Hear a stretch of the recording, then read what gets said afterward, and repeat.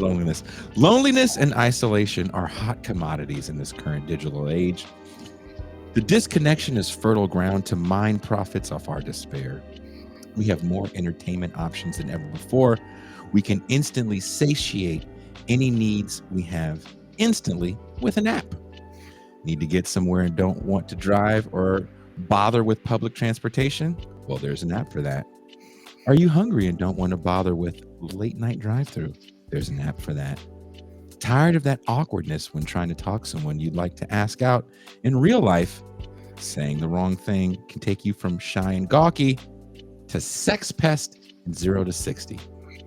Well, there's an app for that too. Is this innovation, or are we captured by the new millennium lords of internet capital?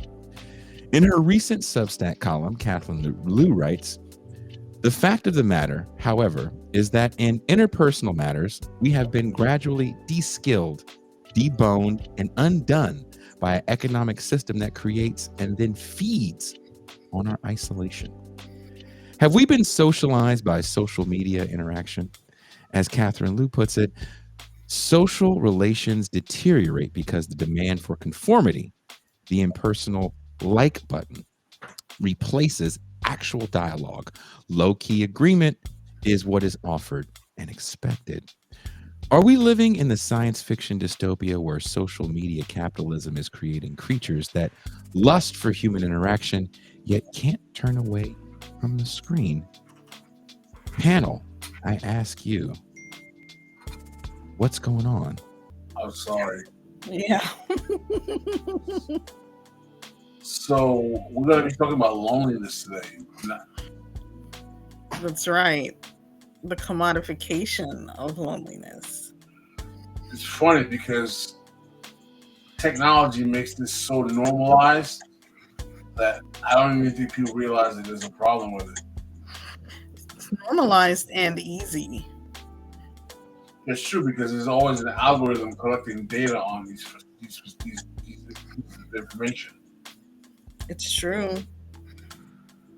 I mean, I went on my Uber app to sort of play around with the Uber Eats and having food delivered, but the algorithm had already chosen a restaurant for me nearby. Are you serious? Like, yeah. I was like, it's a little... but it removes, any need to talk to people, even reading reviews. Yep. It's very easy, just me and the app. Well, the number is up on the screen. Area code 510-319-1899. That is area code 510-319-1899. Phone lines are open. Let us know how you guys feel about this. I will ask this first question to the panel and to the audience, people that would like to call in. What do dating apps and friendship apps play in the commodification of loneliness? There is, Pascal, friendship apps. I read about that. Is this a good thing? I don't think it's a good thing at all because I don't think that socialization, the normative method of human socialization, is meant to be digitized. I mean, I think, yes, I understand that people are compatible. Human beings can adapt and things of that nature. But I do believe that there are certain ways in which adaptability to interaction fit within the Homo sapien human framework that should not necessarily be vanquished and digitized and moved to computerized spaces. Toussaint. But what if it works? What if it works? What if you plug in your information, all the things you want and need in a friend, and it gives you, I don't know, Paul McComb? What if it works out? That's how Pascal and Paul met. He typed in 6-foot Haitian man. Must be based. Type. Go ahead. Did you ever meet? We're all old enough to have lived in a world before meeting people in chat rooms and online spaces. We're old enough before we ranked our friends in the top 10 of MySpace, as someone put so eloquently. I remember seeing people, like, if you had clothes on that kind of looked like, oh, maybe we would hang in the same place.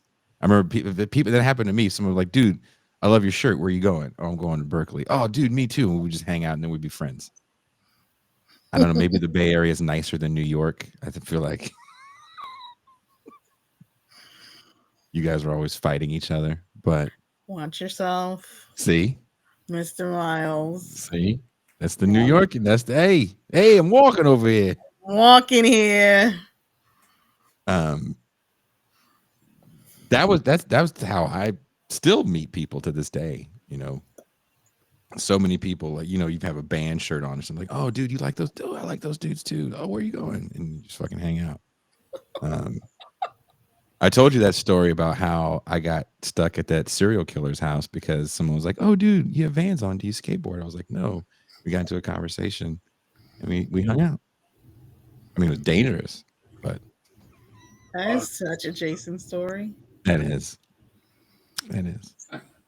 Jason strikes me as he will talk to anyone who's willing to listen to him. There you go. Oh, You you could be use right. best toothpaste? I do too. Let's be friends. Would you like to be the best man at my wedding? Sure. Sure, Ben Burgess. Sure. What? You're having marital problems? Just move down to Mexico, brother. You're good, dude. You don't have any friends here. We'll make new ones for you. We'll live next door to each other. Look at that. And All a because sitcom is depressed. born. Right? Bam. Depression gone. But there's something to be said about meeting people organically and not having, like, there's the other, we call him the other black guy in Mexico. He's a little younger. He's in his mid 30s. Very different politics. He grew up actually in South Florida, so we have different kind of upbringings. He's a bit of a libertarian, but we hang out all the time. Have a great time. I would never type that into a search. You know what I mean? Yeah. Meeting people organically over something, like we were watching football at a bar that we go to and having a ball and talking sports. And sometimes we talk politics. Sometimes we disagree, but we have a ball. Someone said you live in a passport bro Negro community. Two black guys is a passport, bro.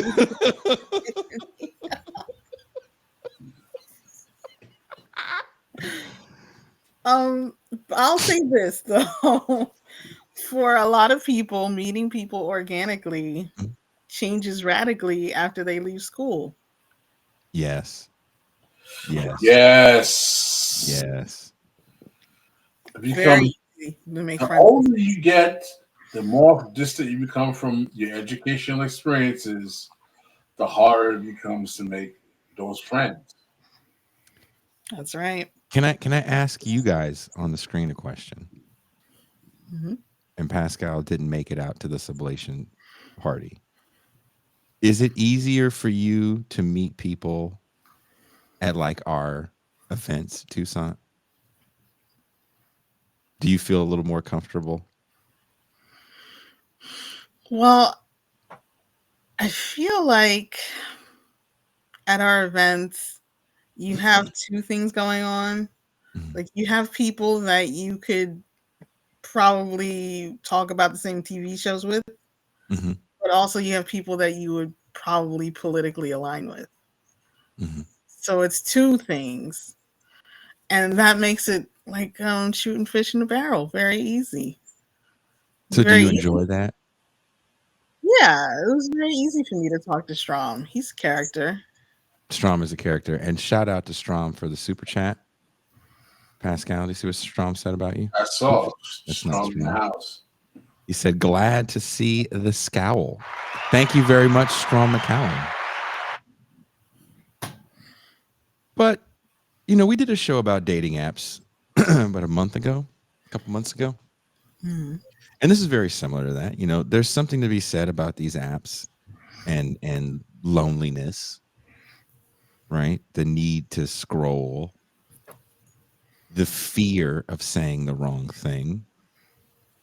Have you guys experienced phishing texts?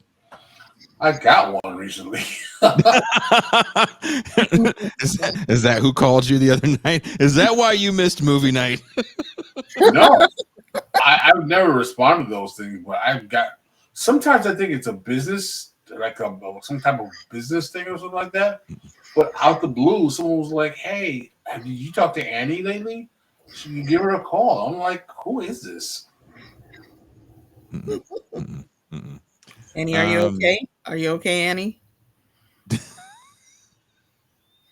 Would it kill you to contact Annie? I don't respond to any of those kind of obscure texts or attempts to reach out because I always look at them as some kind of scam to try to, abscond money. There is a rise in phishing texts that read, "Hey, long time no see. Are you going to the party?" They are designed to engage with the loner longing for any kind of social engagement. Those things, they are dangerous. Catherine Lou writes about it. I don't know if you guys read the story where a woman got taken for like $1 million. $8. Yeah, on one of these. They're looking for people that have money, so you can go, "Oh, where's the party?" We're all going to chip in for booze. Send us $500. Send us a few $100. Yeah. And there's different kinds of scams. There's the love scam where they'll send you a picture. Have you got the ones where they send a picture with it, Pascal? No, never got that. Toussaint, have you got the picture ones? Mm-mm. I'm the only lucky one. You're lucky in many ways, sir. You on those weirdo ass dating apps, man. I have not been on a dating app in over 2 years. Allegedly. The dating app, you got dating app residue in your phone. That may be true. That part could be 100% correct. Because when I was on dating apps, I was getting a lot more of the phishing texts, and I would even get ones with pictures. And it'd be like, "Why aren't you at the gym?" And it'd be like some attractive woman at the gym.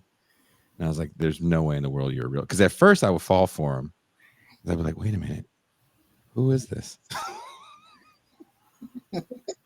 was her name Annie?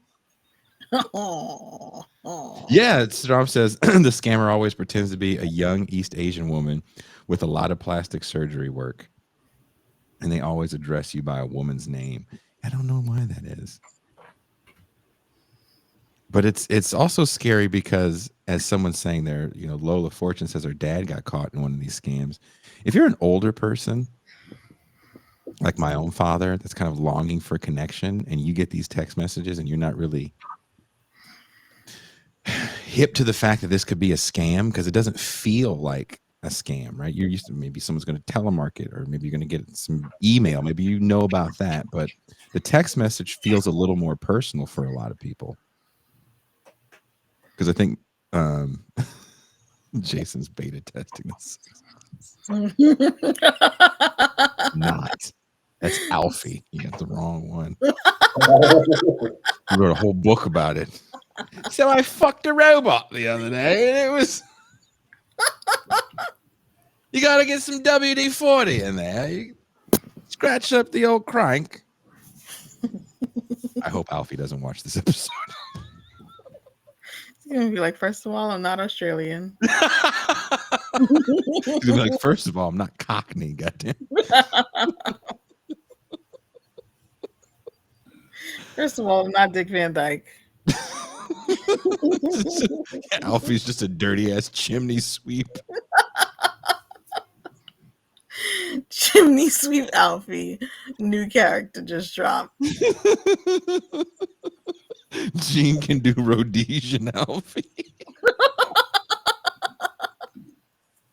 But seriously, those phishing texts are frighteningly problematic. And you know, some people get blackmailed in them because it's like, hey, look here, I'll send you a nude, and it's a fake nude, and then you send them your ding dong, and they're like, if you don't give me X amount of dollars, I'm going to send this ding dong picture of you to all your friends, which wouldn't stop me at all. Like, you can show it to them, I don't care. They've probably seen it at some point. Dad bod, small rod. Wow. Wow.